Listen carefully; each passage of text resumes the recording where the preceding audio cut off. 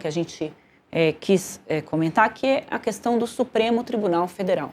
Né, o Supremo Tribunal Federal entrou aí em crise depois que se revelou pela imprensa, né, nossa colega Malu Gaspar, lá do Globo, revelou que a mulher do Alexandre de Moraes foi contratada pelo Banco Master por 129 milhões de reais. A mulher do Alexandre de Moraes não fez nada judicialmente em defesa do Banco Master e nem do Daniel Vorcaro. Não se encontrou nenhum tipo de ação da mulher do ministro Alexandre de Moraes nisso, então também ninguém sabe para que ela está recebendo 129 milhões de reais.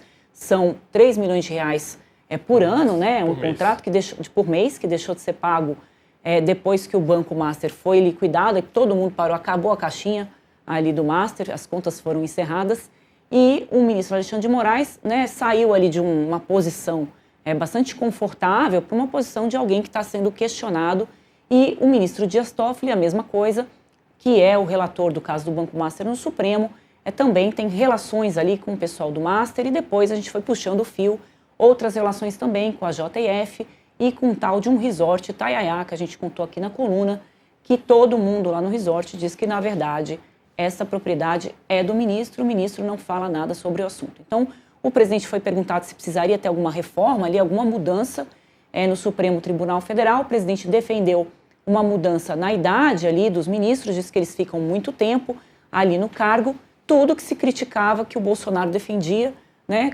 que o bolsonarismo fez muitos ataques ali, acima do tom ao Supremo, mas também defendia que houvesse uma mudança, que houvesse uma redução de cadeiras, ou seja, que se olhasse melhor para a composição da corte. Tem um ponto que o Lula fala, eu acho que a gente tem esse vídeo, né, gente?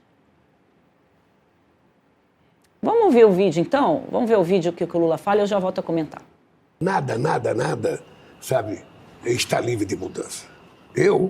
Durante a campanha do Haddad para presidente da República em 2018, no programa do Haddad estava a questão do mandato para a Suprema Corte. Eu acho que nós vamos discutir isso, porque também não é justo uma pessoa entrar com 35 anos e ficar até 75, ou seja, não é justo. É muito tempo, então eu acho que pode ter um mandato. Mas isso é um processo a ser discutido com o Congresso Nacional que não tem nada a ver com o que aconteceu no 8 de janeiro ou com o julgamento do 8 de janeiro. 8 de janeiro, o julgamento foi a maior lição de que as instituições têm respeitabilidade nesse país, porque nem a pressão do presidente Trump fez com que, sabe, a Suprema Corte mudasse de posição. Isso é um valor incomensurável para um país democrático. Tem um ponto que ele falou que não está nessa fala, o Chodres, mas que eu queria comentar com você, é que ele fala sobre a escolha dos ministros do Supremo Tribunal Federal, que os ministros precisam ser técnicos, precisam ter o conhecimento jurídico, e o presidente Lula só esqueceu de falar ou de ser questionado, foi o presidente que mais indicou ministros ali no Supremo Tribunal Federal. Se ele for reeleito por um 4º mandato, que seria algo histórico, né? Nunca o Brasil teve um presidente que 4 vezes ocupou a presidência da República, o Lula vai fazer praticamente 8 dos 11 ministros do Supremo, vai fazer quase toda a corte ali.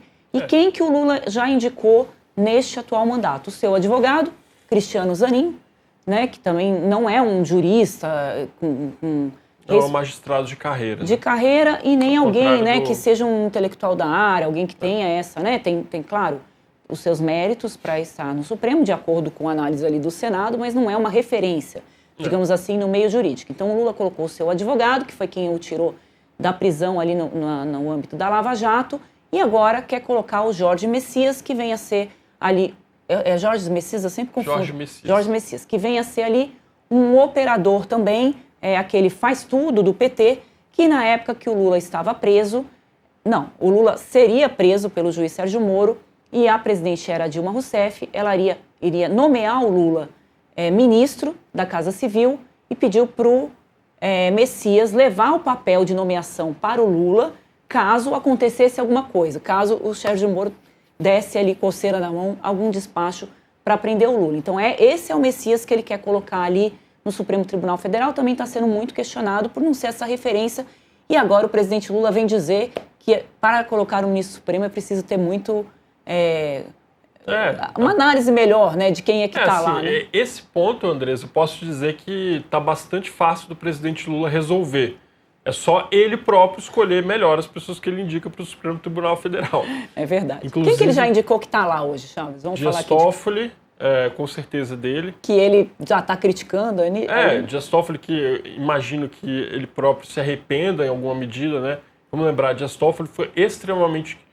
Cara, posso dizer, foi extremamente até cruel com o presidente Lula num dado momento, quando ele estava preso lá em 2018, e veio a falecer um sobrinho, neto do presidente Lula. E aí, ainda criança, uma coisa realmente trágica, e Dias Toffoli negou a autorização para o Lula poder ir ao velório, né? Assim, ao enterro do sobrinho neto dele. Então, assim, foi uma coisa extrema. E ali, a partir daquele ponto, a relação dos dois se rompeu. Mas o Dias Toffoli era também um advogado do PT, né? Dias Toffoli tentou várias vezes ser juiz, não conseguiu. Não era conhecido também por ter uma grande carreira acadêmica, se eu não me engano ele não fez nem pós-graduação. Mas era advogado do PT, depois foi à AGU, e aí foi indicado pelo presidente Lula para o Supremo Tribunal Federal.